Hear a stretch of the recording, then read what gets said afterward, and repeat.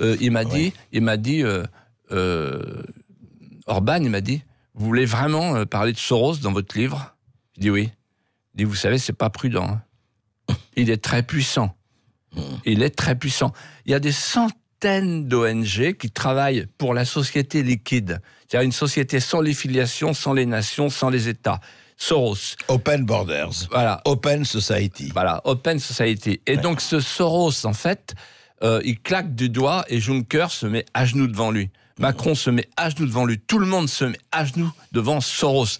Que les auditeurs retiennent bien ce nom. C'est le nouveau patron. C'est the big boss de l'Europe. Et ce gars-là, c'est quoi? C'est un spéculateur qui se fait prendre pour un bienfaiteur. Vraiment, cet homme me dégoûte. Écoutez, c'est intéressant de parler de Soros. On sait très très bien qu'il a financé des femelles au Black Bloc, enfin beaucoup de monde, ça c'est clair.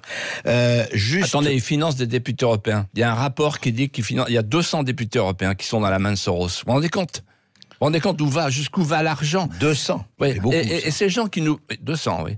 Et vous savez, c'est tous ces gens de Bruxelles, là, ou qui se couchent devant Bruxelles, devant une espèce de mastodonte informe, cette grande larve, voilà, qui nous commande tous les jours. Tous ces gens, ils sont dans la main de Soros. Moi, un jour, j'ai mené un combat sur les abeilles contre le Gaucho et le Régent. Bon. Et puis, j'étais tout seul à ce moment-là. Et en face de moi, il y avait un ministre de l'Agriculture de Chirac, un gars de droite, qui s'appelait Guémard. Et alors, il dit non, faut pas toucher à ça, etc. J'ai pas compris. Et quand je suis arrivé à Bruxelles, on me dit, oh là là, on fait le vide sanitaire. Et maintenant, j'ai compris depuis quelques jours. En réalité, j'ai compris depuis que j'ai lu dans le Figaro que, Bayer est un des grands bailleurs de fonds. Un des grands bailleurs de fonds des partis politiques européens.